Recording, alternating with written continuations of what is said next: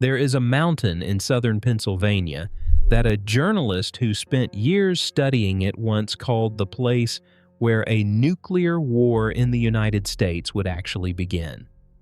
It is called Raven Rock. On the government's own paperwork, it goes by a plainer name, Site R. It sits beneath about 650 acres of Pennsylvania granite, only a few miles from the presidential retreat at Camp David. And what is carved into that mountain is not a fallout shelter.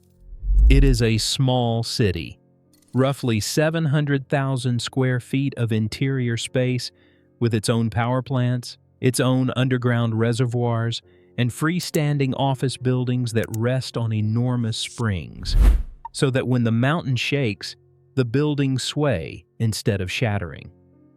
This is not a museum, and it is not a Cold War relic gathering dust.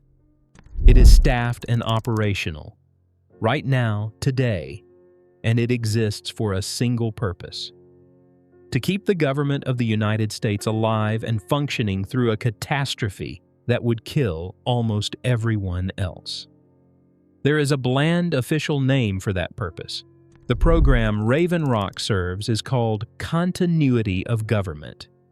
The men who dug the mountain gave it a joking nickname, Harry's Hole, after President Harry Truman, who ordered it built.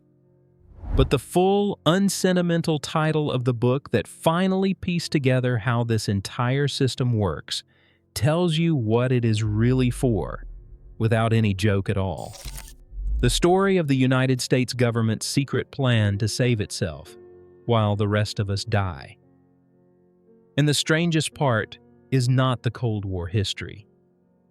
It is that this plan, this whole apparatus built for the end of the world, was quietly switched on, for real, on a clear morning in September of 2001, and most Americans never knew it happened. To understand how a country ends up hollowing out a mountain, you have to go back to the specific fear that built it, because that fear was entirely rational. When the Soviet Union detonated its first atomic bomb in 1949, a new and terrible problem appeared in Washington. For the first time in history, an enemy could destroy the capital, and everyone in it, in a single morning. The entire government of the United States, the president, the cabinet, the military command, the Congress, could, in theory, be erased before lunch. And a government that is wiped out in one blow cannot surrender, cannot retaliate, cannot govern, cannot do anything at all. The National Security Council raised the idea of an alternate seat of government in 1949. Truman authorized the work. The logic was cold, and it was sound. If the leadership could be killed in one strike, then the leadership had to be able to leave. Between 1951 and 1953, crews bored into Raven Rock Mountain and blasted out its greenstone granite. The government hired Parsons Brinckerhoff, the engineering firm that had helped carve the New York City subway, and brought in miners who had dug the Lincoln Tunnel because almost no one else on Earth possessed the expertise to hollow out a mountain and construct a freestanding city inside it. They cut the tunnels first, and then, inside those tunnels, they erected several three-story buildings. And here is the detail that tells you what this place was truly designed for. Those buildings do not touch the rock. They sit on massive springs, deliberately isolated, so that if a nuclear weapon detonates nearby and the whole mountain rings like a struck bell, the buildings ride the shockwave and sway, rather than collapse. They gave the complex reservoirs fed by underground springs, redundant power plants, months of supplies. And in a detail that nearly every account of the place seems to relish, a fully stocked bar. Now the number, because the number is where the real story lives. Raven Rock was designed to hold on the order of 3,000 people. Officials, military officers, Communication staff, the precise personnel required to run a war and administer a government. What it was not designed to hold was their families, not their spouses, not their children. The planning assumption, stated plainly and never softened, was that the people who mattered to the continuity of the state would go into the mountain, and everyone they loved and everyone else in the entire country would remain outside. If that sounds familiar, it should. It is the same buried decision that sat beneath the Greenbrier Resort in West Virginia, the secret bunker built for Congress under a five-star hotel. Only here it was made at a vastly larger scale, and with even less pretense. A shelter for the government, not for the governed. And none of this is speculation or rumor. The existence and the mission of Raven Rock are confirmed by decades of reporting, by the on-the-ground surveys of the Center for Land Use Interpretation, by the meticulous archival work of journalist Garrett Graff, and, remarkably, by the government itself.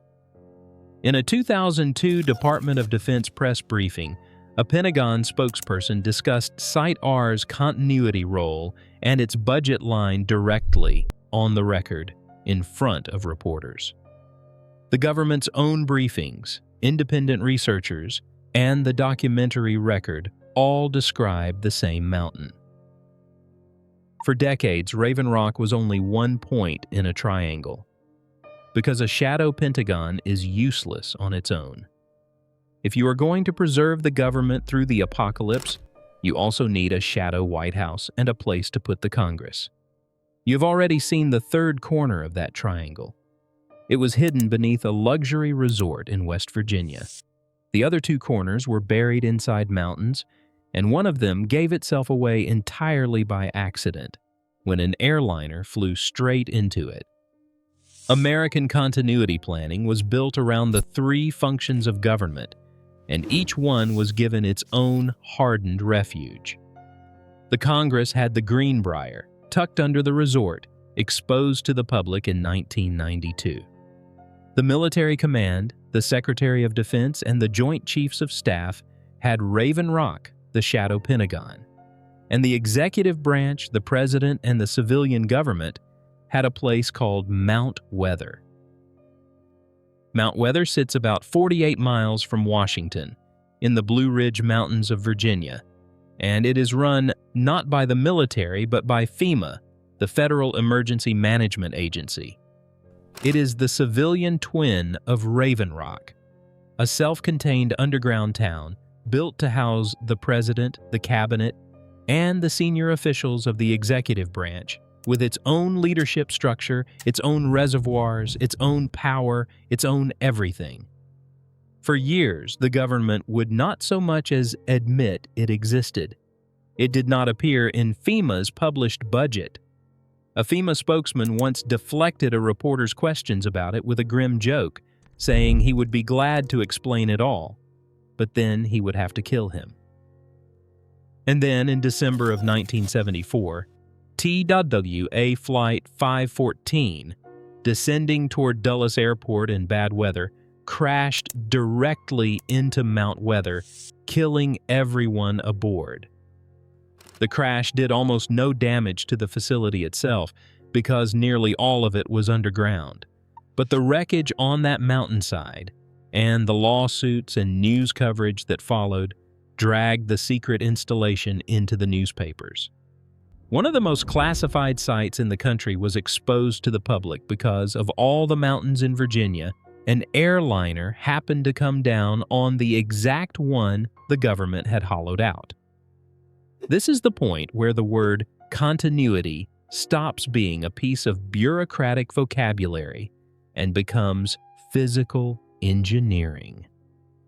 Every single design choice at these sites, the springs beneath the buildings, the blast doors, the independent air and water, the months of stored food, the layers of redundant communication, all of it is the concrete expression of one idea: that the functions of the state must continue, even if the population and the capital do not. Continuity is not a slogan carved over the door. It is the reason the buildings float on springs. The specific nightmare the planners were designing against had a name: a decapitation strike. A single sudden blow that kills the nation's leadership so quickly that the country cannot respond, cannot retaliate, cannot even legally establish who is in charge. Continuity planning exists to make decapitation impossible by guaranteeing that there is always someone, somewhere inside a mountain with the authority and the communications and the sheer physical survival to pick up the phone and act. But continuity planning was never only about shelter, and this is where the story turns genuinely dark. So I am going to be careful to tell you exactly what is documented and exactly what is not. Preparing to run a country after a catastrophe does not just mean digging a bunker. It means pre-writing the emergency, drafting in advance the extraordinary things the government might do on the worst day. And some of what was drafted during the Cold War is deeply unsettling and genuinely real. During the Reagan era, a continuity planning effort connected to FEMA and to figures including the Marine officer Oliver North produced a series of readiness exercises. One of them, known as Rex 84, contemplated extraordinary measures in the event of a national emergency, including the mass roundup and detention of large numbers of people and the imposition of martial law. Now, here is the line I will not cross because the channel lives or dies on it.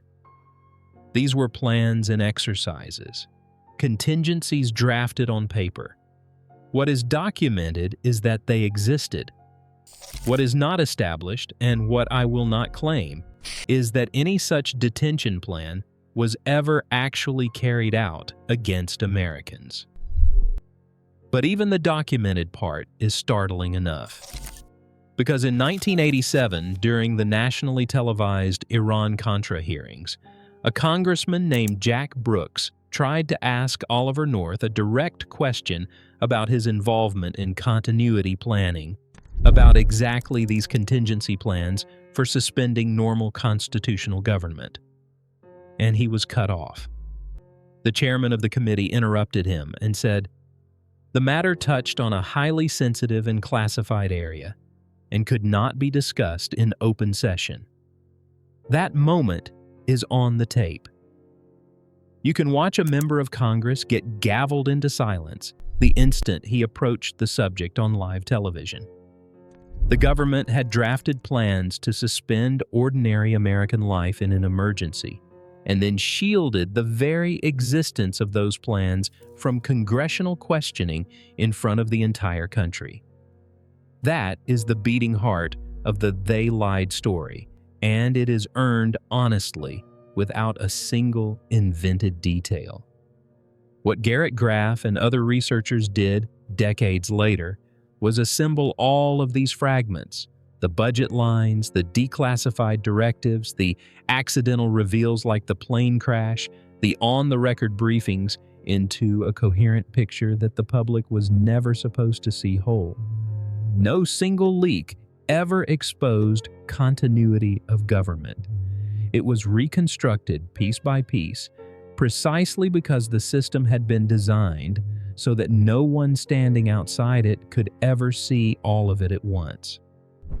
For 50 years, all of this remained theoretical, a vast machine built and maintained and rehearsed over and over for a war that never came. And then, one morning, it ran. On September 11th, 2001, when the Pentagon was struck, the Cold War machine came to life for the first time. Continuity of government was activated. Senior Pentagon officials, among them Deputy Defense Secretary Paul Wolfowitz, were rushed by helicopter out of Washington and into Raven Rock. Congressional leaders were flown to Mount Weather. And in the weeks that followed, the government quietly stood up something that the press, when it finally reported the story in 2002, called a shadow government. Roughly 75 to 100 mid-level officials, drawn from across the federal departments, were rotated in 3-month shifts through Raven Rock and Mount Weather. They lived underground. They were briefed daily, and they were kept ready at all times to step in and run the United States if Washington were destroyed. Most of the American public, and even much of Congress, had no idea it was happening. That was continuity. No longer a plan sitting in a drawer, but a live operation. For the first time, the word described actual people, underground, in the present tense, waiting to inherit a decapitated nation. And here I want to show you something, because this story is also a lesson in how to tell truth from rumor, and Raven Rock offers a perfect example. The single most repeated claim about Raven Rock and September 11th is that Vice President Dick Cheney was taken there. You will find it stated as flat fact across countless articles and videos, but the best-sourced reporting indicates that it is wrong. Cheney was actually moved to the Presidential Emergency Operations Center, the bunker beneath the White House, not to Raven Rock. It was Pentagon officials, not the vice president, who were sent to Site R that day. Sit with how that happens, because it is the whole method in miniature. A dramatic, specific detail gets repeated everywhere in nearly identical words until it feels like bedrock fact. And that very uniformity, that endless echo, is the reason to check it rather than trust it.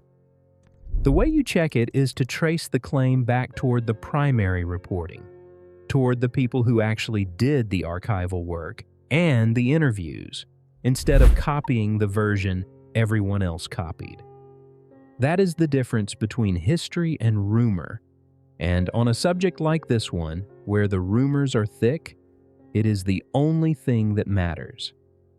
If you want to verify any of this for yourself, the trail is real. Garrett Graff's book, built on years of archives and interviews. The 2002 Department of Defense press briefing on Site R, which is a public government transcript. The Center for Land Use Interpretation's documentation of the sites. And the contemporaneous 2002 newspaper reporting that first exposed the shadow government to the public. Which brings us to the mistake almost everyone makes about a place like Raven Rock. People assume the interesting question is what is inside the mountain? The tunnels, the blast doors, the secret rooms, the technology. But the genuinely important question was never architectural. It was never about the walls at all. It was about the guest list.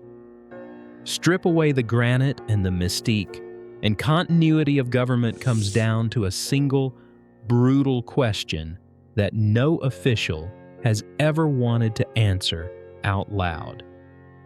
Who gets to live and who gets to keep governing after the worst day in American history? And the plans have detailed, confident, unflinching answers. Roughly 3,000 people into Raven Rock. The cabinet and senior executive officials into Mount Weather. A rotating shadow staff kept underground. And by explicit and deliberate design, everyone else, the families of those very officials, the population of Washington, the people of the entire country, left standing on the surface. The subtitle of the definitive book on this subject is not an editor reaching for drama. It is an accurate one-sentence summary of the actual policy, a plan to save the government while the rest of us die. That is the part nobody talks about. And the reason nobody talks about it is not that it is secret. It is that it is unbearable to say plainly. Then there is the piece of this that is genuinely fascinating and almost never discussed, which is the problem of legal authority. Continuity is not only about who physically survives, it is about who is legally in charge. Who becomes president if the president, the vice president, and most of the line of succession are all killed in the same instant. The government has thought about this in granular, unsettling detail. Designated survivors, deliberately kept away from events like the State of the Union so that one senior official always remains alive. Pre-delegations of authority, sealed instructions, arrangements under which a relatively junior official could suddenly, legally, become the acting head of the United States. Some of these measures have been reported. Others remain classified to this day. The result is a strange constitutional shadow world in which the ordinary, visible rules of American democracy have a hidden emergency twin, written in advance, kept in a drawer, that no citizen has ever seen and no citizen ever voted on. And this did not fade away when the Cold War ended. Far from it. Raven Rock had actually been slated for possible closure in the years before 2001. After September 11th, it was instead revived, modernized, and expanded, with budgets running into the tens of millions of dollars in recent years and visible, ongoing construction on the site. Continuity planning was formalized even further in the 2000s through presidential directives that defined the essential functions of government that must be preserved through any catastrophe, no matter what. The machine is not a relic. It is larger and better funded and more sophisticated now than it was on the day it was first carved into the rock. So what is America's real doomsday bunker actually hiding? Not aliens, not a secret weapon. It is hiding a decision. The very same decision that sat buried beneath the Greenbriar's ballroom, only made at national scale and never once repealed. That in the ultimate emergency, the United States will save its government and leave its people to fend for themselves. And that this is not regarded as a betrayal, but as the plan. Deliberate, funded, rehearsed for 70 years, and understood by the people who built it as a form of patriotism. The bunker is not hiding a monster. It is hiding a priority. The frightening thing about Raven Rock was never what would happen to the people inside the mountain. It is what the mountain quietly tells you about where you would be standing on the day it finally mattered, which is outside.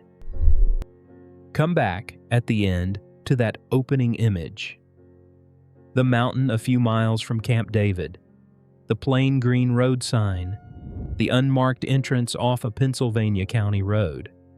For 70 years, Americans have driven past it without a second glance, in exactly the same way that guests walked across the Greenbriar's ballroom floor for 30 years without ever knowing what was sealed beneath it. The genius of this entire system was never the granite or the blast doors or the springs. It was the ordinariness.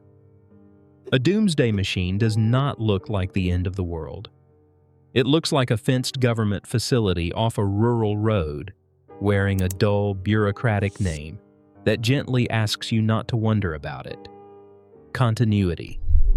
It is the softest word imaginable.